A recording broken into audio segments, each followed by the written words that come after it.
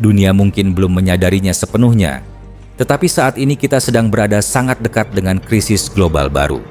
Di Timur Tengah, ketegangan antara Iran dan Israel belum mereda. Serangan militer masih terjadi.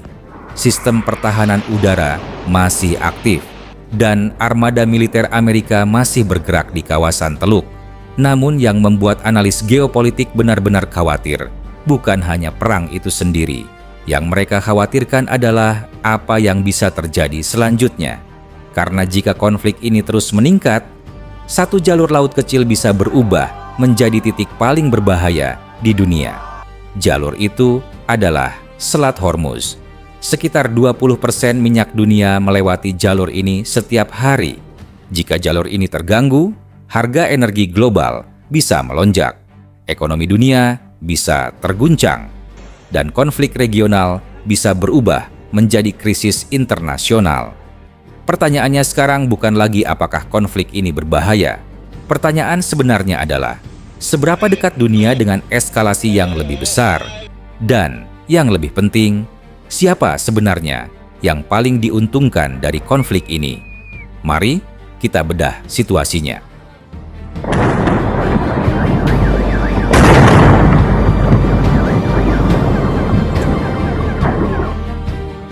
Iran saat ini berada dalam kondisi tekanan militer dan ekonomi sekaligus. Serangan udara yang menargetkan fasilitas militer dan infrastruktur strategis telah terjadi di beberapa wilayah. Namun, yang menarik adalah satu hal, Iran tidak runtuh. Justru sebaliknya, struktur negara masih berfungsi, sistem pertahanan udara masih aktif, dan kemampuan balasan militer masih ada. Bagi banyak analis militer, ini menunjukkan sesuatu yang penting. Iran telah lama mempersiapkan kemungkinan perang semacam ini. Bertahun-tahun sanksi ekonomi dan tekanan geopolitik memaksa Iran untuk membangun strategi pertahanan asimetris. Artinya, bukan mencoba menyaingi kekuatan militer Amerika secara langsung, tetapi menciptakan kemampuan untuk membuat perang menjadi mahal bagi lawan.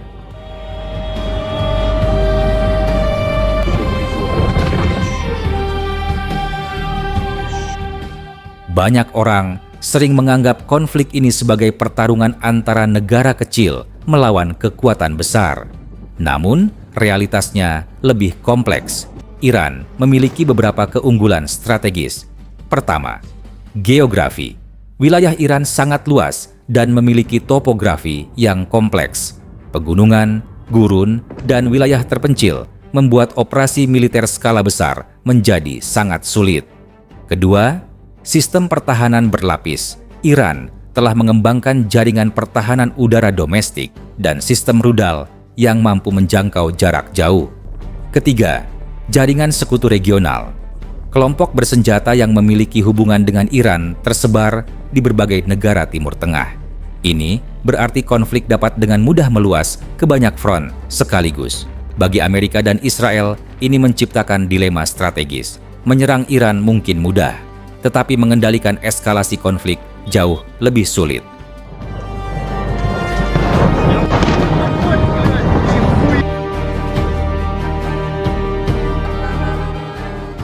Amerika Serikat berada dalam posisi yang sangat sensitif.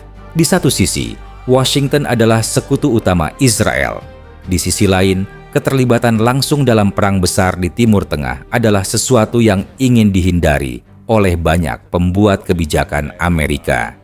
Pengalaman 2 dekade terakhir menjadi pelajaran mahal. Perang di Irak, perang di Afghanistan. Kedua konflik tersebut menelan biaya besar dan berlangsung sangat lama. Karena itu banyak analis melihat bahwa Amerika saat ini mencoba melakukan sesuatu yang sangat rumit, mendukung Israel secara militer. Namun pada saat yang sama, berusaha mencegah konflik menjadi perang besar yang tidak terkendali.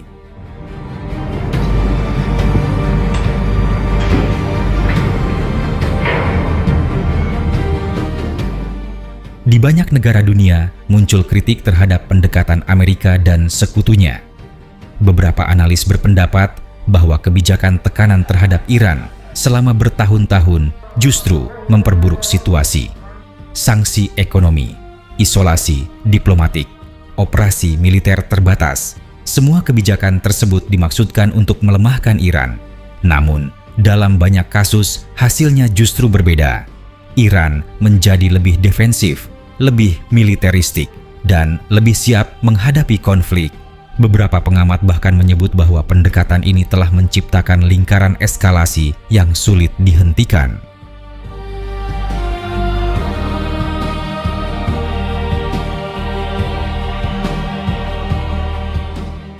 Di balik semua perhitungan militer dan strategi geopolitik, ada realitas yang jauh lebih sederhana.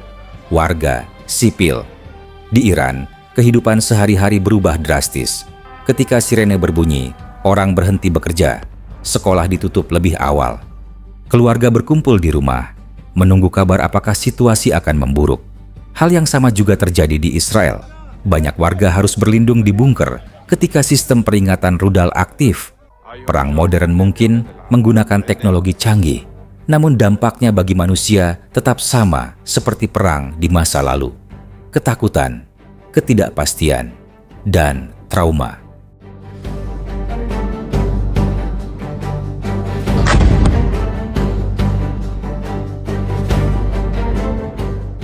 Konflik ini juga memperlihatkan sesuatu yang sering diabaikan, kesenjangan kekuatan global. Beberapa negara memiliki kemampuan militer yang sangat besar, sementara negara lain harus bertahan dengan sumber daya yang terbatas. Bagi banyak negara di dunia berkembang, konflik ini menjadi pengingat bahwa sistem internasional seringkali tidak sepenuhnya adil. Kekuatan politik dan militer seringkali menentukan siapa yang dapat bertindak dan siapa yang harus menanggung konsekuensi.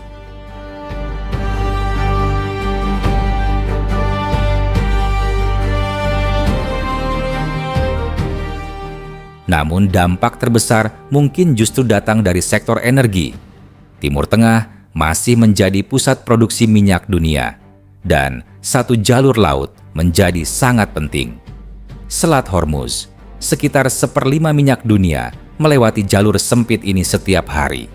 Jika jalur ini terganggu, pasar energi global akan langsung merespons. Harga minyak naik, biaya transportasi meningkat, inflasi global bertambah. Dan negara-negara yang bergantung pada impor energi akan menghadapi tekanan ekonomi yang besar.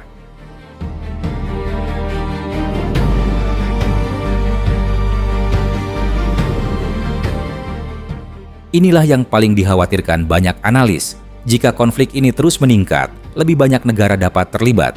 Arab Saudi, Uni Emirat Arab, negara-negara Teluk lainnya. Semua memiliki kepentingan keamanan di kawasan ini.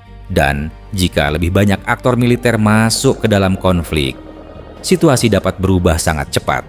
Perang yang awalnya terbatas dapat berkembang menjadi perang regional penuh.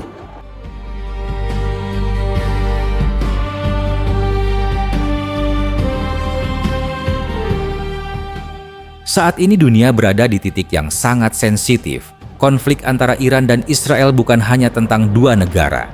Ini tentang keseimbangan kekuatan di Timur Tengah. Ini tentang energi global. Dan ini tentang masa depan stabilitas internasional.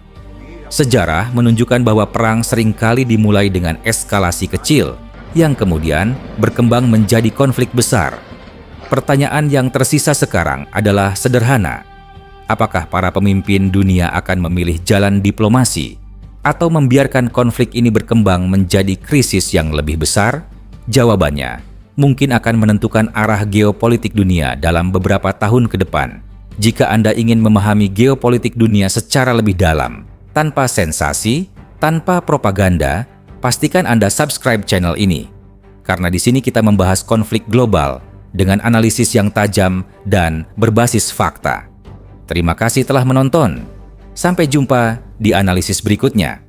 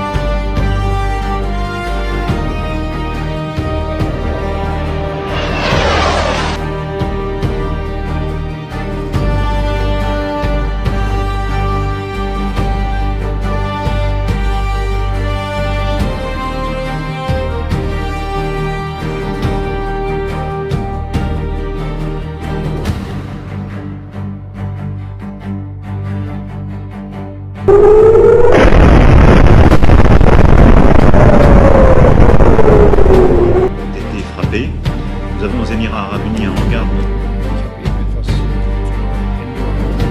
الله أكبر لا إله إلا الله